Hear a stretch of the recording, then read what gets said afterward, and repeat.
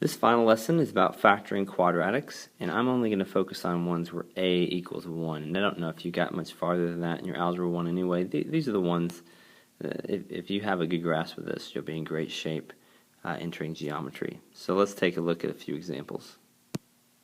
This is a complex topic, and you probably spent a number of weeks on this, and you will again in Algebra 2. This is a really crucial thing, is being able to factor. I'm going to start with what I would consider the simplest type, and I'm just going to write it up here and see if you can think about how to factor this. The simplest type is where there's something in common, and especially when there's only two terms. There's a technique we're going to use in a moment with 3, and I'm not going to go into all the two-term techniques. There's one for the difference of two squares, but I'm not going to go there today. But this type is just where you have something in common. What do they have in common? They each have a 7, right? That's in common. And anything else? They each have at least an x. So really we're doing kind of backwards distributive properties. So when you factor 7x out, it's really like division. You're dividing 7x out of there and out of here. So when you divide it out, you're left with just x.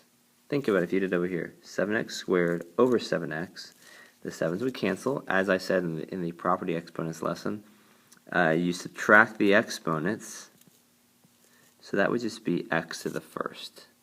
Or you could see it this way too, x squared over x, just x to the first. So that just becomes x minus 21x over 7x. Now you definitely do not want to be writing these out over and over, but if you did, this is what it would look like, minus 3.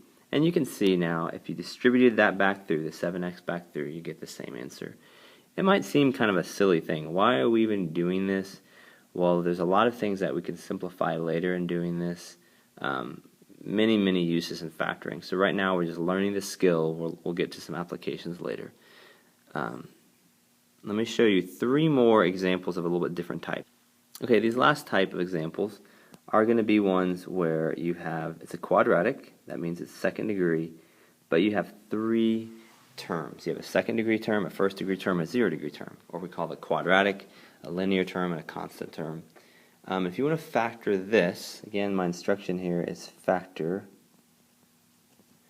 If you want to factor this, then there are some techniques in doing this. Some people use a thing called the AC method. I do not recommend that when your A is 1. This is following. These are going to be in the form of AX squared plus BX plus C. And when A is 1, which is everything I'm doing today, you don't need to do the AC method, I don't think. So here's what you're going to think of when you do these. You're going to ask yourself this. Maybe I'll even write this out. What times what? Now, one note, those two whats can be different numbers. They usually will be different numbers.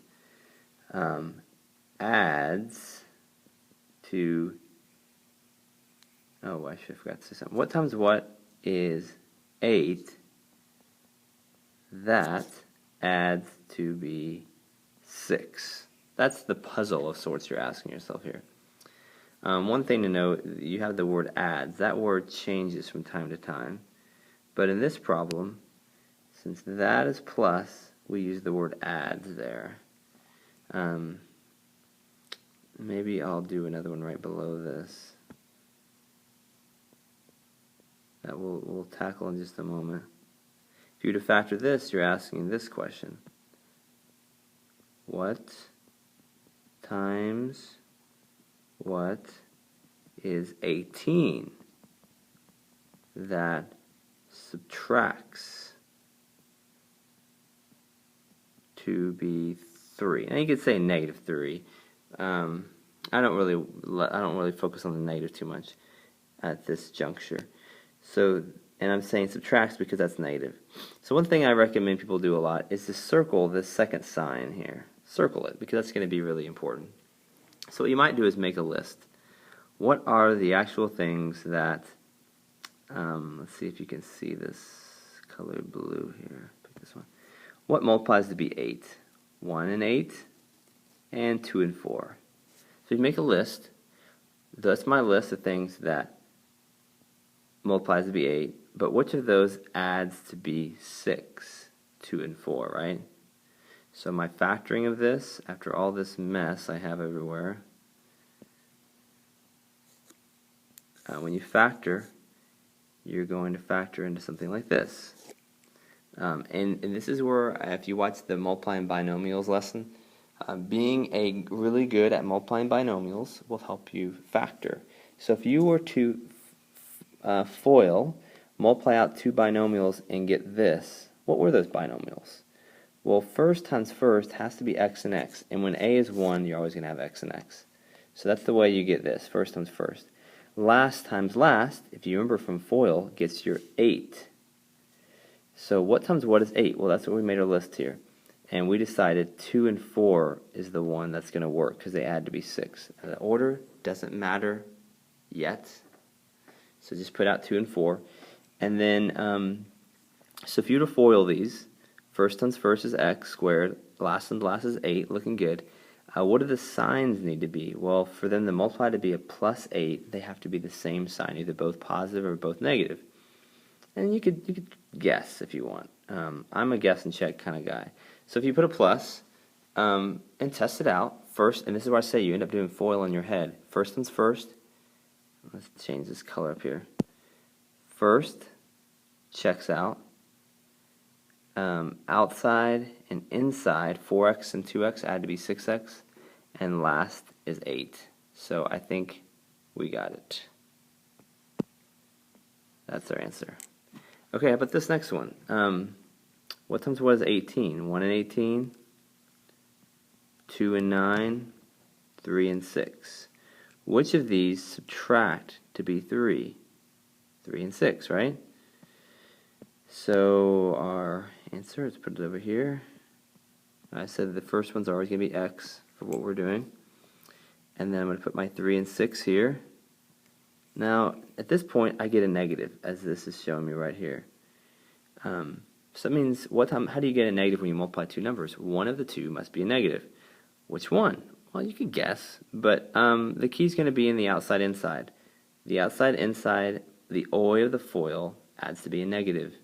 So would that be negative 6x plus 3x? Or would it be 6x minus 3x? Which one do you want to be negative? You want the bigger one to be negative, the 6. So we put the negative in front of the 6. You can always try it by foiling it back. See if you get the same thing. I think I'm going to show you on the next slide how those do FOIL to be the same thing. Just to show you, x plus 2 times x plus 4. Once you get there, you can FOIL them to check it. First, outside, inside, last. The outside, inside, the OI typically are like terms. Hey, it worked. How about the other one? What was it again? X minus 6, x plus 3.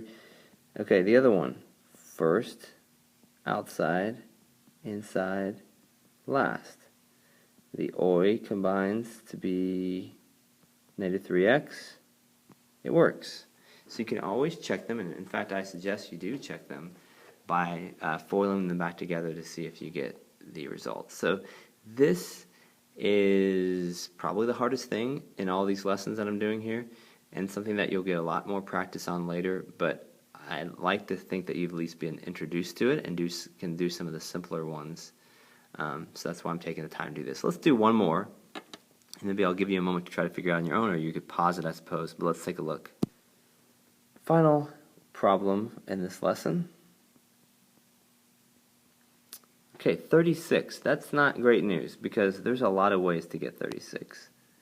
I like a systematic approach. You could just start throwing out things in your mind. 6 times 6, 3 times 12. But you might miss one. So I usually start with 1 goes into 36. 2 goes in there 18. 3 goes in there 12.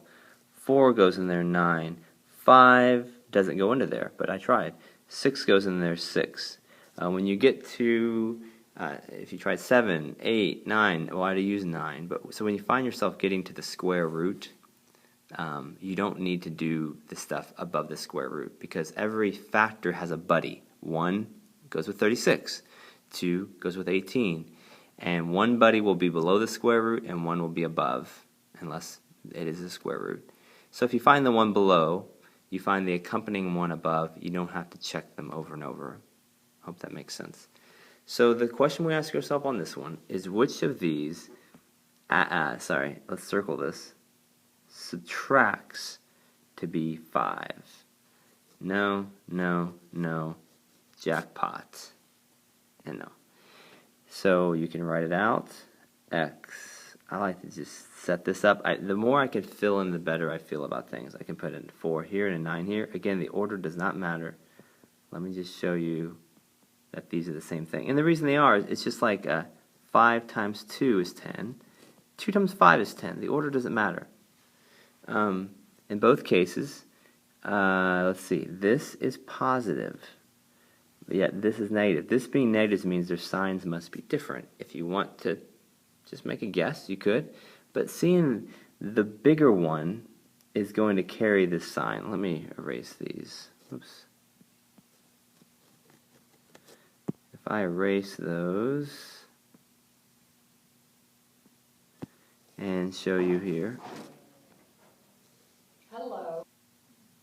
Okay, so we see that the bigger one should be the positive one. Let's just double check. So 9x plus minus 9x minus 4x, or do we want negative 9x plus 4x? We want, that would be negative 5x. We want positive 5x. And again, this basically, for these types, it tells you the sign of the larger one. So the larger one's plus, the smaller one's minus. And again, I could have done it down here. It doesn't matter the order.